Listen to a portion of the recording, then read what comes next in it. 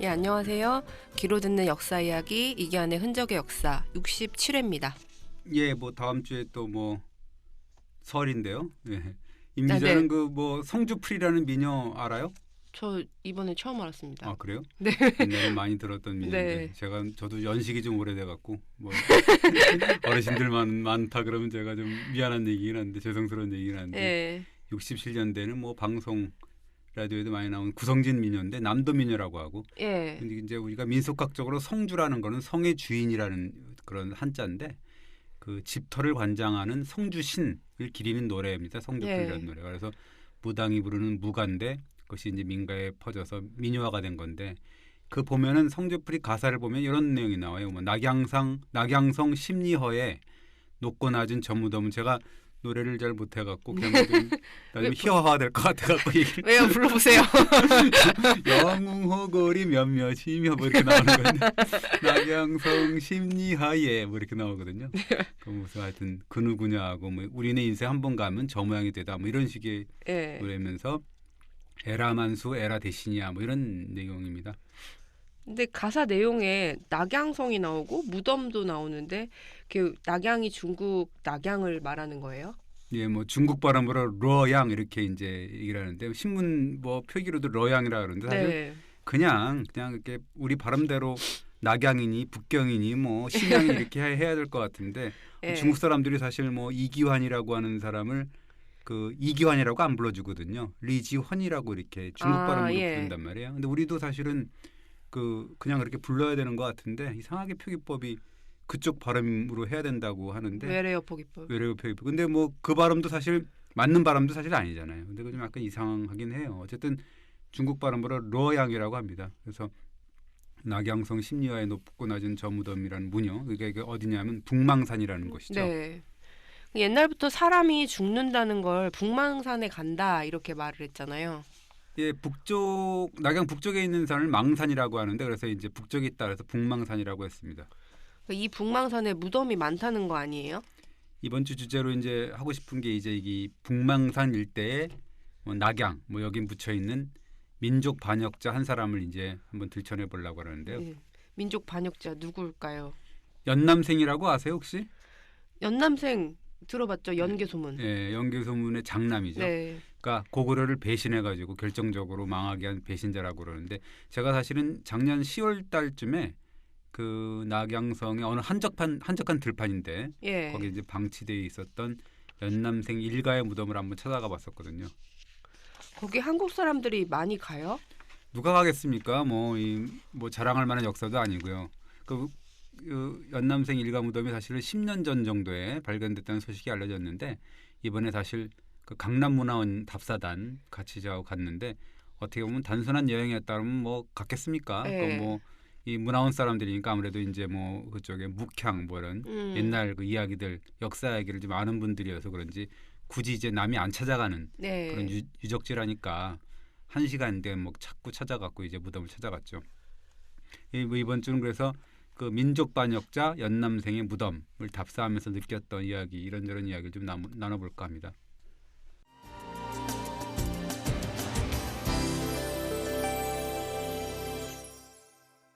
근데 원래 낙양이라면 되게 유명한 지역이잖아요. 중국 역사에서 역대 왕조의 도읍지 이렇게 유명한데요. 가봤나요? 낙양은 안 가봤습니다. 네, 낙양 한번 네. 가면 거기도 뭐 많습니다. 위도상으로는 우리나라 부산하고 광주, 네. 일본 도쿄 뭐 이 정도의 위도인데요. 그 엄청 그 유명한 역사 중에 자치통감이라고 있어요. 네. 북송의 사마강이라는 역사가가 썼는데 그 사마강이라는 분이 이런 말을 합니다. 고금의 흥망성쇠를 알고 싶거들랑 낙양성을 가보라 뭐 이런 식으로 얘기를 해요. 그러니까 낙양이 중국 역사의 축소판이다. 뭐 그런 얘기죠. 예, 그렇습니다. 낙양이 굉장히 파란만장한 역사를 갖고 있습니다. 그러니까 원래 중국에서 우리가 잘 얘기하는 예. 주나라를 건국한 시기를 중국에서는 이제 이번에 그 하상주 단대공정을 지난번에 해갖고 기원전 1046년 이렇게 못 박았거든요. 예. 주나라 초기에는 사실은 태평성대를 구가하고 있었다고 하는데 그때 서울은 지금의 이제 어떻게 보면 서안 지금 뭐 시안이라고 예. 발음하는데 거기였습니다. 근데 기원전 770년 무렵에 이 서융이라는 오람캐 침입을 받아갖고 이 주나라 수도가 이거 낙양으로 천도를 하게 됩니다. 그래서 천도하기 전에 주나라를 서주, 천도한 이후에 주나라를 동주라 하는 거예요. 예, 그렇습니다. 낙양이 서안보다는 동쪽에 있거든요. 어쨌든 이제 그때부터 이른바 춘추 전국 시대가 개막이 되는데 사실 그 전에는 제후들이 그 주나라 임금을 천자로 받들고 이제 모셨던 시기였거든요. 네. 근데 이제 동주 시대부터 이제 이 우습다는 거죠. 제후들이 천자를 서서히 우습게 보고 윽박지르고 협박하고 이렇게 명목상 네. 이 어떤 그 천자로만 이게 보는 그런 시대가 됩니다. 그러니까 도읍지로서의 낙양은 출발이 그렇게 좋지는 않았네요. 뭐 약간 그렇다고 보는 거죠. 그 이후에 이제 낙양의 도읍지를 정한 나라 면면을 보면 사실은 이 굉장히 큰 나라, 네. 태평성대 이런 거하고 약간 거리가 좀 있습니다. 그러니까 파란만장한 역사를 상징하게 되는데 예를 들자면 13개 도읍지, 13개 왕조의 도읍지라 그러는데 명멸한 왕류를 보면 뭐 동주, 동한, 위, 서진, 북위, 후량, 후당, 후진 뭐 이런 뭐 나라들이거든요. 그렇네요. 약간 난세의 도읍지라는 느낌도 드는데요. 근데 이제 원래는 난세 영웅 호걸들이 많이 네. 등장을 하지 않습니까? 그래서 우리가 잘 아는 삼국지 무대 그 주인공 조조가 그 유비 송건을 상대로 혈투를 벌이고 갖가지 전략을 짰던 곳 이렇게 볼 수가 있는 거죠. 낙양은 그렇다 치고요. 왜 북망산이 죽음을 상징하게 됐어요? 뭐 도읍지가 13개나 됐으니까 거기서 죽은 영웅 호걸이 굉장히 많았을 거 아니에요. 그래서 네. 이제 거기 묻혔던 곳인데 이 북망산이라 그러면 우리가 굉장히 높은 산으로 이제 생각하기 쉽지만 해발로 따지면 한 300m도 채 안 되는 아주 가보면은 낮은 산입니다. 여기를 보면 이제 뭐 북악산이나 뭐 그것도 안 될 네. 것 같은데요. 그 산 주변에 이제 무덤이 집중된 거죠. 그 풍수지리 쪽으로 좋은 거예요. 중국에서는 이런 말이 있었습니다. 이 살아서는 소주 항주에 살아야 되고 죽어서는 북망산에 묻혀야 된다. 이것이 소원이다 이런 말이 있는데 이 북망산이라는 데가 이제 교통의 요충지일 수도 있고 네. 방어에 또 유리하고 뭐 풍광도 좋고 뭐 그런 것 같은데 이 북망산이 굉장히 낮지만 길게 뻗어 있거든요. 그래서 산에 기대 갖고 무덤을 조성하기도 아주 좋아서 네. 그래서 나온 말이 이제 낙양에는 소가 누울 자리도 없다라는 말이 있습니다. 그만큼 무덤이 많다는 얘기죠. 근데 이 낙양, 북망산하고 한반도하고는 2,000km 이상 떨어져 있는데 왜 친숙한 느낌이 들까요? 그렇게 아까 이제 뭐 성조풀이에도 뭐 낙양성 심리화에 뭐 이런 뭐 기사 가사가 있잖아요. 이게 뭐 보면은 왜 남의 나라 지명하고 산을 뭐 구슬프게 읊조리게 됐을까? 그래서 이거 궁금한 면이 있는데 뭐 어쩌면 이제 제가 그래서 뭐 답사다 나오고 이제 들판을 좀 찾아 헤맨 이유가 된 셈이죠.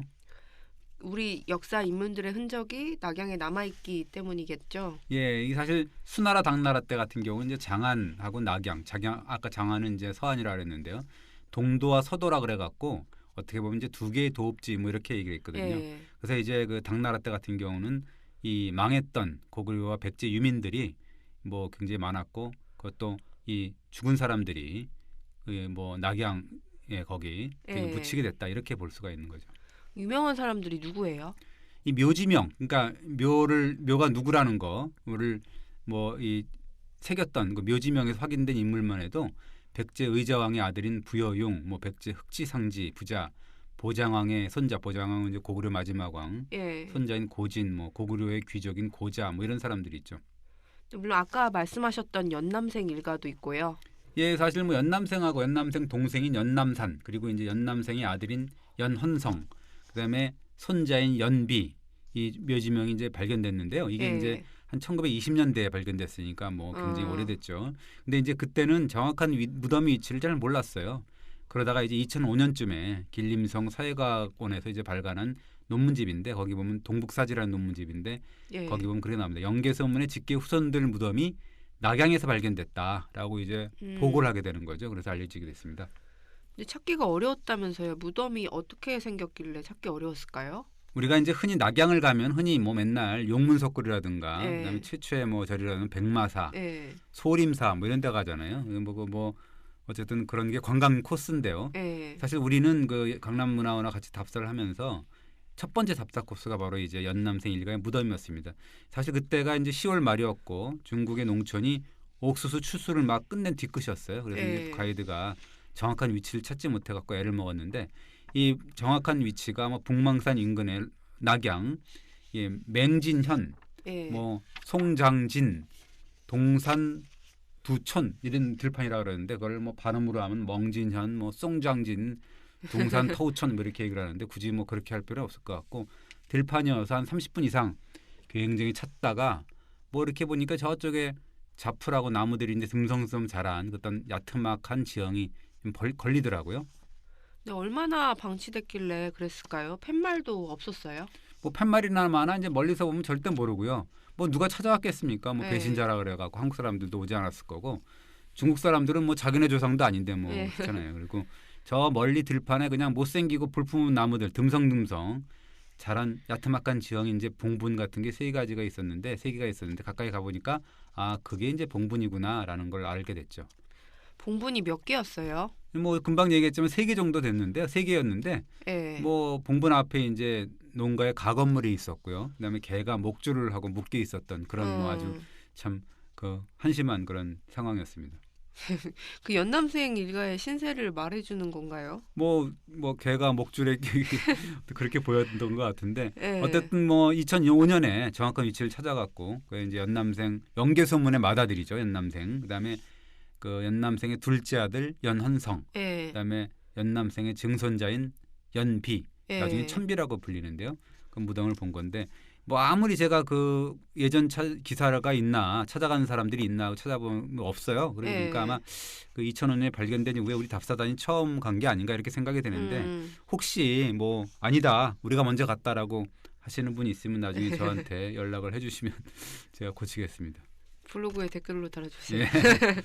그 아무리 역적 가문의 묘라지만 속이 좀 편하진 않으셨을 것 같아요. 예, 제가 보니까 너무 형편이 없어갖고요. 흉물스럽다고나 할까요? 뭐 그냥 방치하면 어떻게 보면 이제 그 요새 그 중국의 개발 붐이 대단하거든요. 예. 조금만 가면 뭐 아파트촌 이런 게 엄청나게 개발 붐이 대단하기 때문에 언제 사라질지 모르겠다라는 생각이 들었습니다.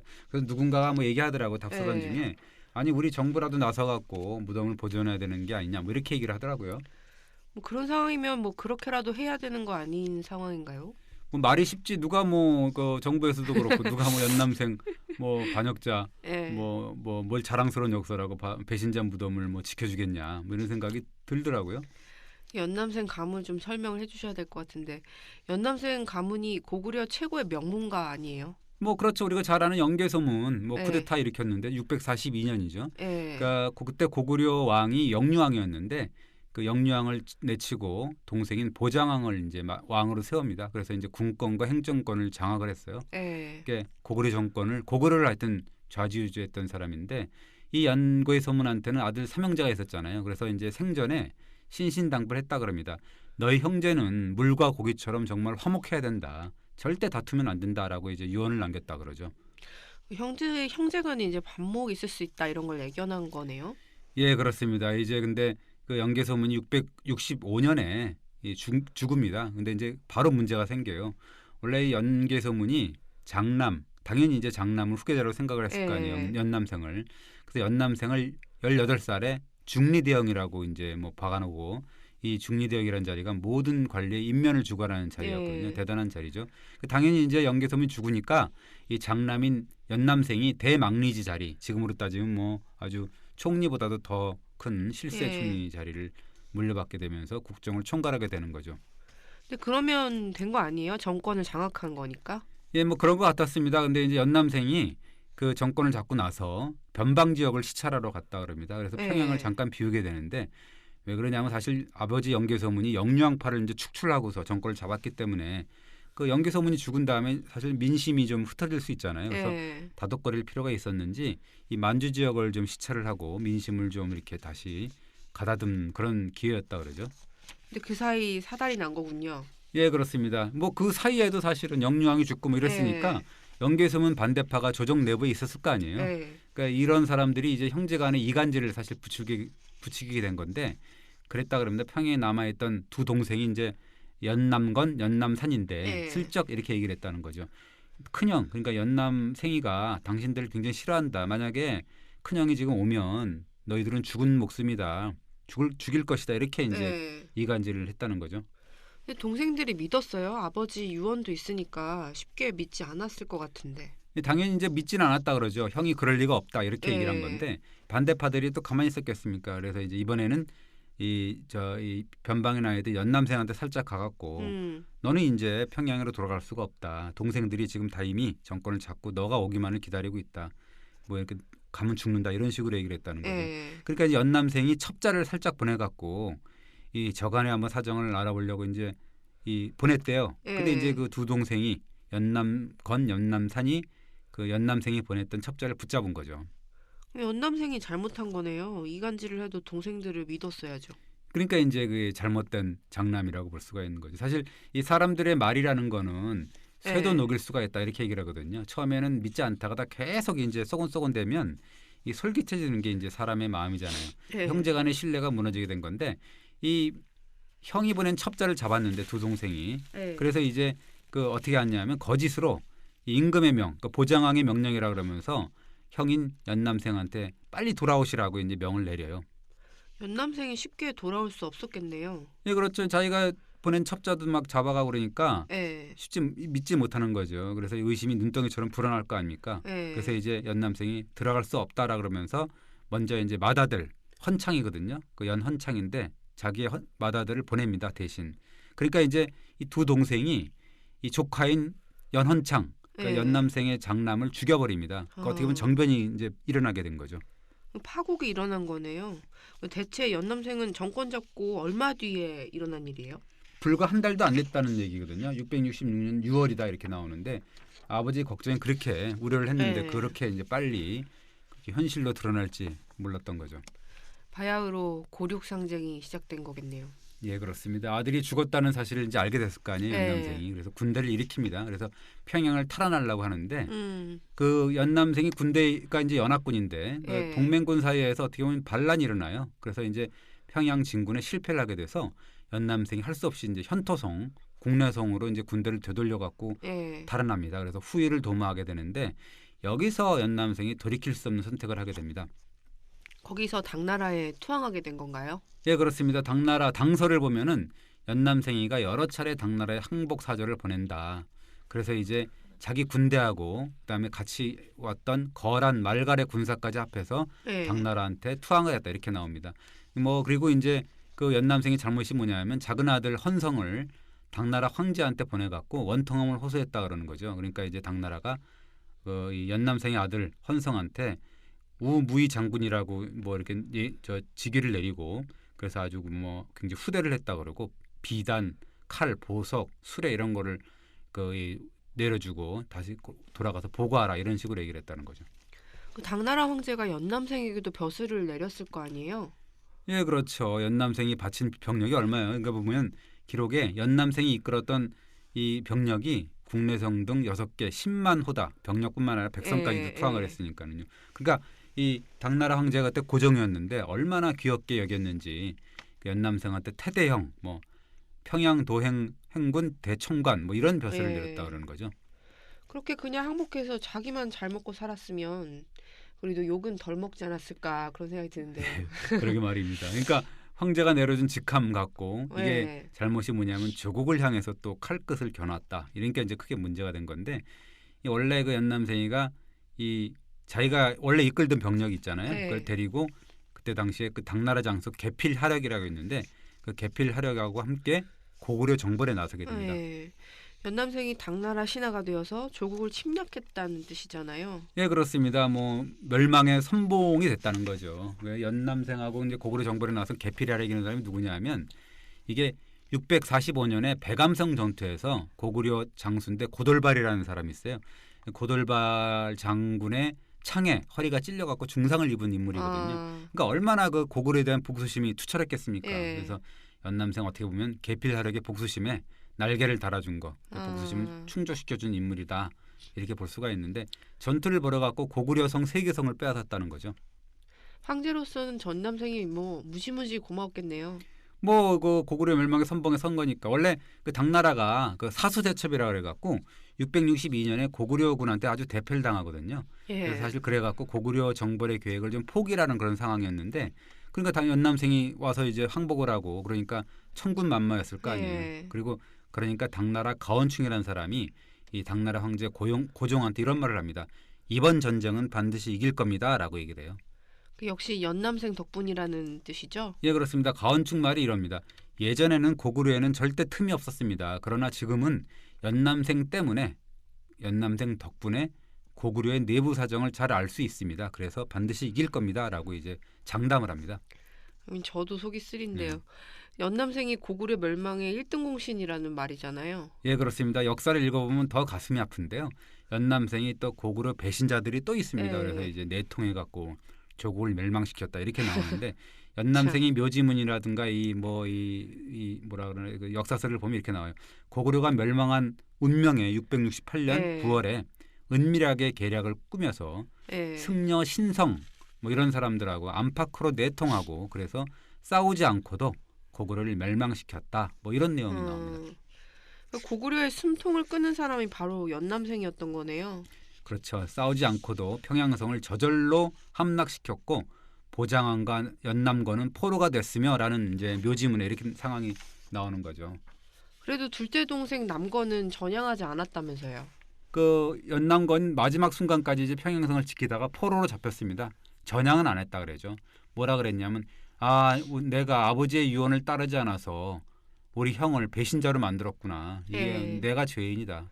이 죄인이 무슨 부귀영화를 바라겠냐라고 해서 이제 형제간의 고륙상쟁을 뼈저리게 후회했다 이렇게 나오는데 요지문을 보면 이렇게 나와요. 그러니까 당나라 황제가 연남건을 죽이려고 했는데 연남생이 막았다나 어쨌다나 뭐 이렇게 나옵니다. 그러니까 이제 그래도 형이 그래도 뭐 죽이지는 않았다는 거죠. 어쨌든 연남건은 먼 원지로 유배가 됐다 그러는 거죠.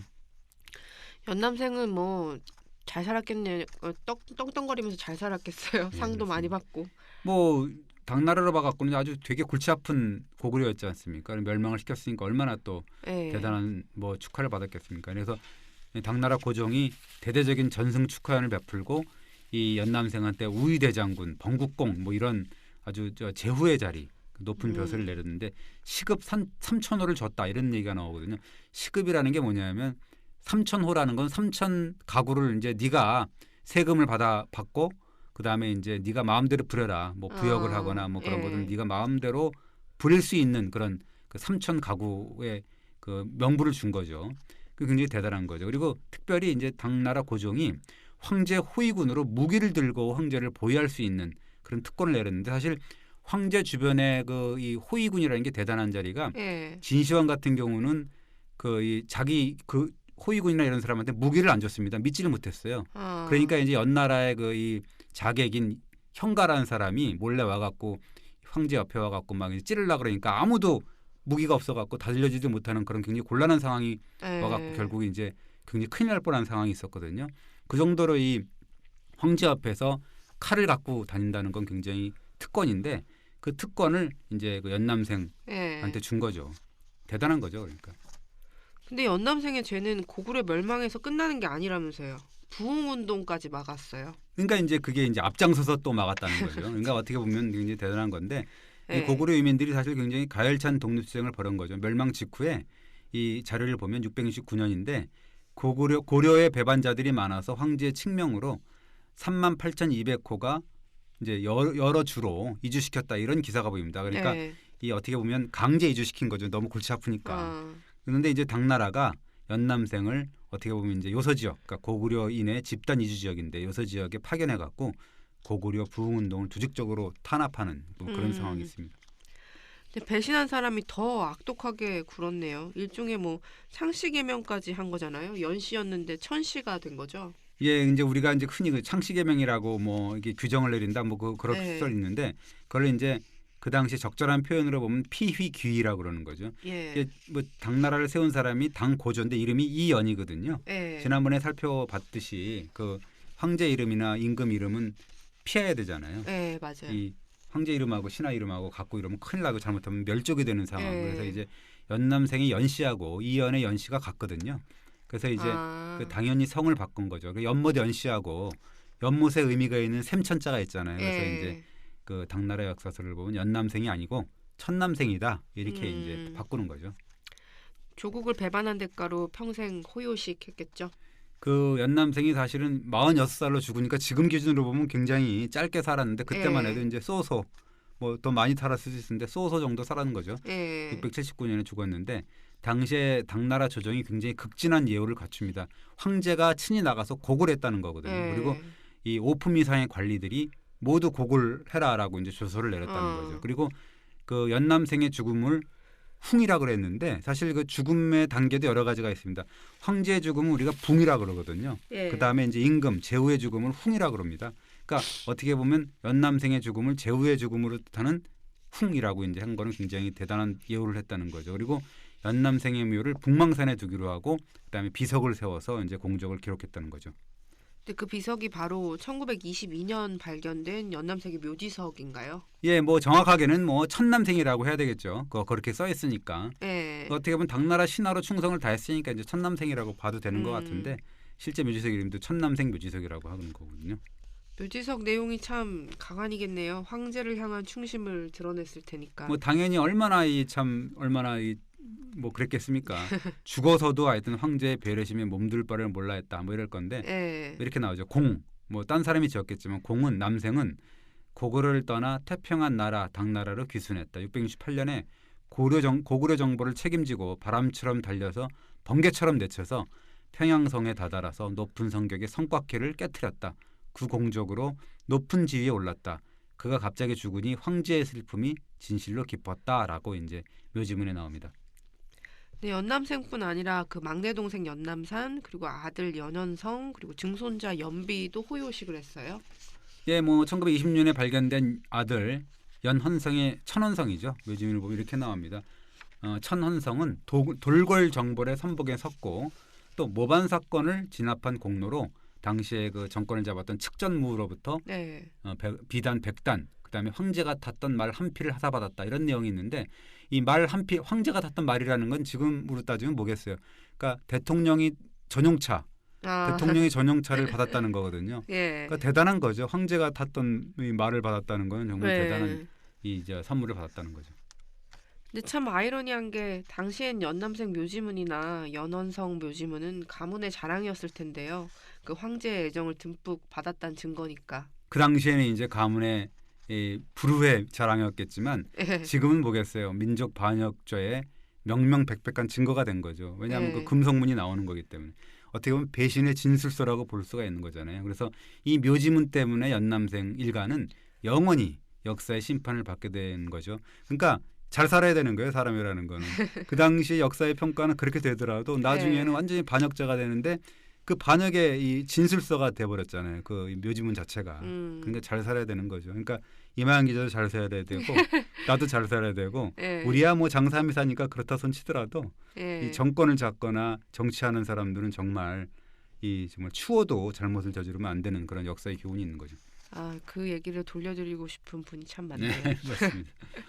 근데 뭐 물론 그 연남생 일가에게만 돌을 던질 수는 없는 거겠죠. 그렇습니다. 뭐 보장왕 같은 경우도 마지막 왕이잖아요. 이렇게 보면 고구려 멸망에 무한 책임을 갖고 있는 사람이죠. 네. 그리고 이제 그 이 둘째 형 남건 뭐 둘째 동생이죠. 그다음에 이제 평양을 시켰던 연남생의 막내 동생인 남산. 그다음에 이제 그의 남산도 혀의 수령 88명과 함께 당나라에 투항을 했는데 이 연남산의 무덤 또한 요 연남생의 묘 한 4km 정도에 떨어져 있습니다. 네. 제가 가보지 못했습니다.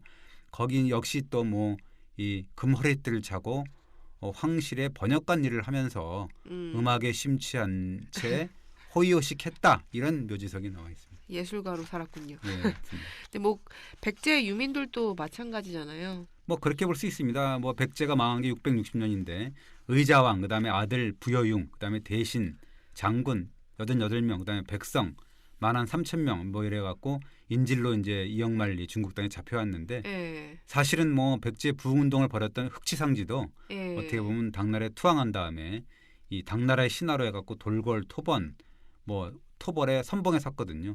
의자왕 같은 경우는 2달 만에 죽었고 부여용은 당나라의 주구가 돼서 이제 백제 부흥운동을 저지하는 악역을 맡았고요. 예. 흑치상지도 마찬가지로 당나라에 투항해서 백제 부흥운동에 찬물을 끼얹은 아주 좋지 않은 인물이 됐죠. 어떻게 보면 의자왕이라든지 부여용, 흑치상지 뭐 이런 사람들도 역시 북망상 인근 어디인가에 묻혀 있는데 그러나 어느 누구도 연남생의 죄에는 사실 미치지는 못합니다. 왜 그런 걸까요? 3종 세트잖아요. 연남생은 뭐냐면 투항을 했잖아요. 우리는 일단 예. 그다음에 또 그것도 모자라서 선봉에 서갖고 바람처럼 달리고 번개처럼 내쳐서 고구려의 700년 사적을 끝냈지 않습니까? 그리고 세 번째는 그것도 모자라서 또 부흥운동까지 철저하게 틀어막았으니까 어떻게 보면 3종 세트, 배신의 3종 세트를 다 이룬 거죠. 음. 그런 연남생은 평생 속이 좋고 편했을까요? 그때는 뭐 편했을 수도 있겠죠. 사실 모르는 거긴 네. 하지만 어떻게 보면 이제 천년만년 대대로 이제 부귀영화를 누릴 것이다 이렇게 어떤 달콤한 꿈을 꿨을까요? 아니면 양심의 가책을 느꼈을까요? 죄책감에 살았을까요? 그건 잘 모르겠어요. 그럼 네. 어쨌든 간에 영원하진 않았잖아요. 그러니까 이 가문 자체가 이 굉장히 그 아들이 연헌성이 굉장히 승승장구를 했다가 예. 측전무후 때 간신이 있습니다. 아주 유명한 간신인데 예. 레준신이라는 예. 사람이 있는데 거기 모함에 걸려갖고 죽거든요. 뭐 지금은 뭐 죽고 사는 문제가 중요해 보여도 역사의 평가가 중요한 거잖아요. 예, 그렇습니다. 역사가의 엄정한 평가 아까도 잠깐 얘기했지만 피할 예. 수는 없지 않습니까? 그리고 김부식이 삼국사기에 이렇게 씁니다. 연남생 연헌성은 비록 그 당나라 황실에 굉장히 알려진 신하가 되기도 했다. 그리고 평가를 예. 해요. 예. 왜냐하면 김부식 자체가 이제 중국에 좀 이렇게 경도된 어떻게 보면 사대주의 사학자라고도 하고 그러잖아요. 예. 그럼에도 불구하고 뭐라고 코멘트를 다냐면 그러나 연남생 연헌성은 고구려의 반역자가 조국의 반역자 이렇게 나오는데 예. 이 우리나라의 반역자가 됨을 면할 수는 없다라고 아주 추상 같은 이 평가를 내립니다. 그것이 삼국사기 연개서문전에 나옵니다. 그 연남생 무덤 돌아보시고 되게 많은 생각하셨나 봐요. 예, 그렇습니다. 역시 이제 현장을 가보면 마음이 예. 좀 비감해지고 그래요. 그러니까 현장을 많이 가보는 게 좋을 것 같은데 예. 낙양을 가면 예를 들자면 뭐 옛날 무슨 어디야 소림사라든가 뭐 용문석 그런 데 가지 마시고 조금 발품을 팔더라도 한번 연남생 일가의 무덤 이 곁을 한번 가서 이 무너지고 예. 방치된 그 무덤을 한번 보고 그다음에 이제 들판에 흙을 좀 이렇게 어루만져 보고 이랬으면 좋겠어요. 저도 이렇게 만져봤는데 예. 어떻게 보면 못난 지도자 만나갖고 이영만리에 끌려온 어떻게 보면 고구려 백제 백성들 백골 예. 이게 어떻게 보면 낙양의 진토가 되었을 거 아닙니까? 어떻게 예. 보면 백성은 지도자들 잘 만나야 되는데 예. 우리가 지도자들을 잘 만났는지 한번 반출을 해보게 됩니다. 역사가 과연 어떻게 흘러갈지를 모르겠는데요. 역사의 평가를 잘 받는 그런 지도자들이 됐으면 좋겠습니다. 예. 반역을 하지 마시고. 예. 반역을 하지 마시고. 네, 그렇습니다. 반역이라는 게 사실 백성의 뜻에 이게 배치되는 게 반역이잖아요. 그것이 어떻게 보면 조국을 뭐 이 반하는 반역이 될 수 있는 거니까는요. 예. 이번 주는 여기까지 하겠습니다. 예. 감사합니다. 고맙습니다.